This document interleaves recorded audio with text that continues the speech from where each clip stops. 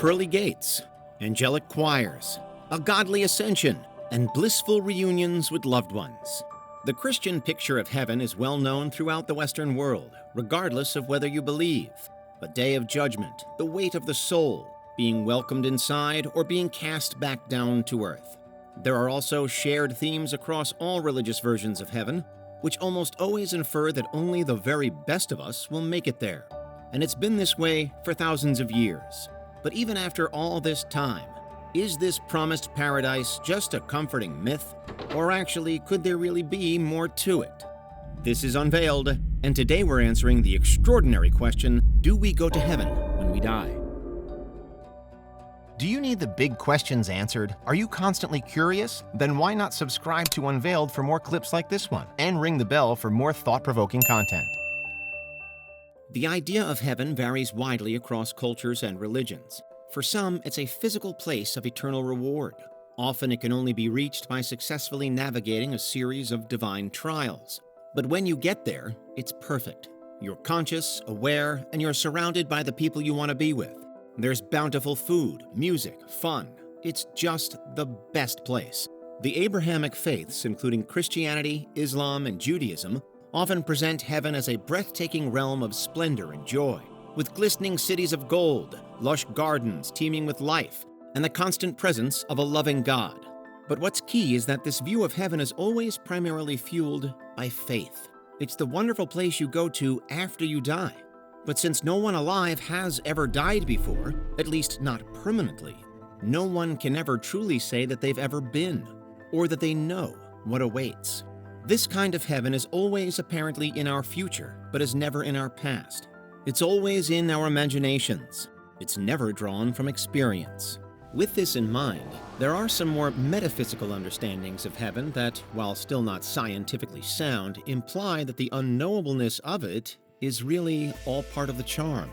In various guises, there are claims that heaven, when we get there, will really be a state of pure consciousness, a merging with a higher power, or even a move to a different dimension or a parallel world.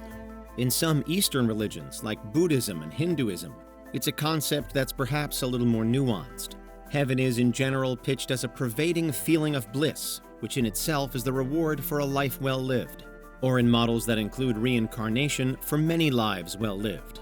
There is still a considerable degree of faith required here, but this kind of heaven is at least seemingly achievable based on the universe as we know it. It's one reason why, at times, esteemed scientists have seemingly spoken in favor of, say, Hinduism, including most famously the American astronomer Carl Sagan. But when it comes to heaven outright, science doesn't usually have a great deal to say, other than it doesn't exist because there's no evidence. Traditional science struggles to measure the immeasurable, and that's what heaven ultimately is. You can't prove it, so science can never really back it. Or at least, that's the way it has typically been throughout history. In more recent years and decades, though, the rules of the game have seemingly changed for scientists. So much so that now, perhaps even heaven isn't entirely off the table.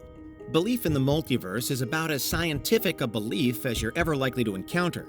We do not know that the multiverse exists. We have never discovered a parallel world. But increasing numbers of scientists insist that it and they are real.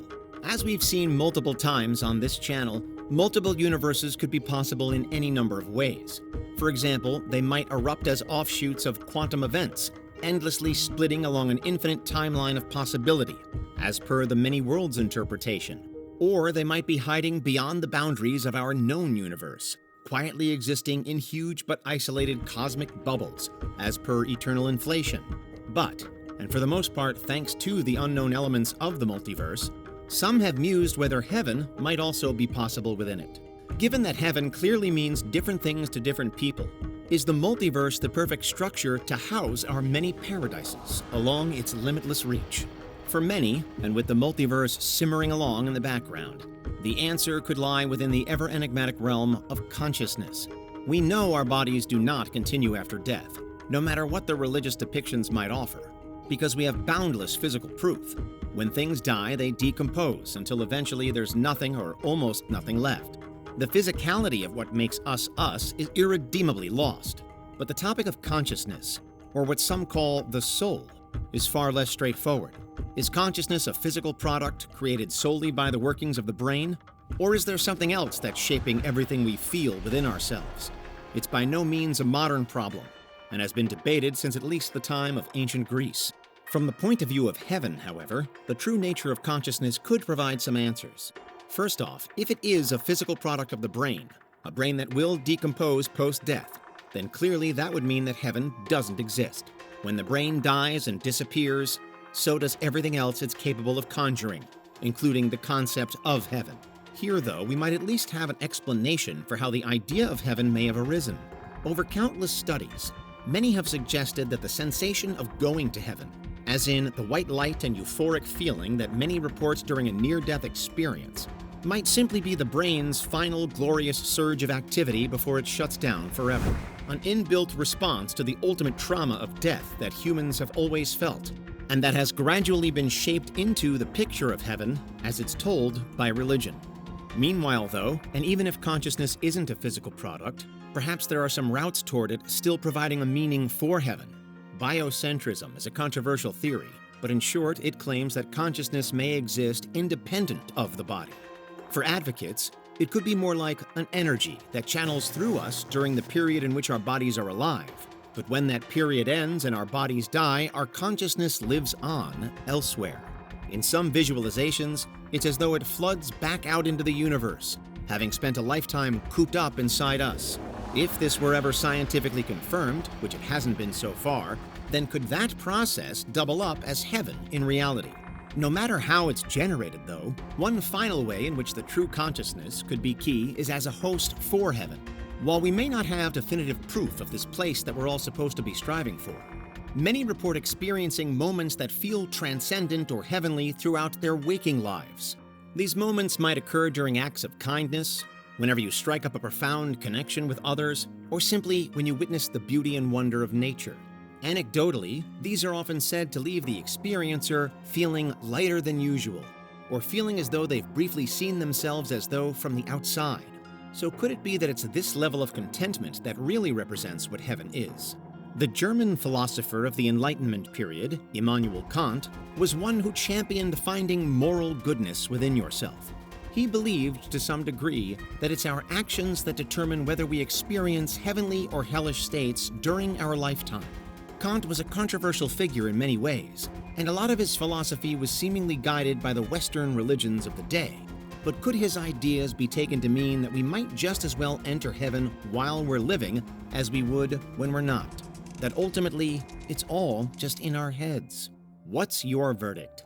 Is heaven a real place, a state of mind, or simply wishful thinking? Is it somewhere we go when we die? A form that we take when our bodies give out? Or could it be found even long before we've breathed our last on Earth? For now, it's a question that's simply impossible to answer without factoring in faith. From a purely scientific point of view, because there's no proof for it, we might say that no, we don't go to heaven when we die.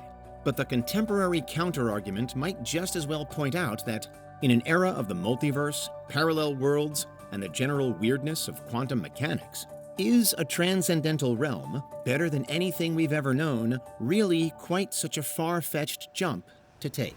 What do you think? Is there anything we missed? Let us know in the comments. Check out these other clips from Unveiled, and make sure you subscribe and ring the bell for our latest content.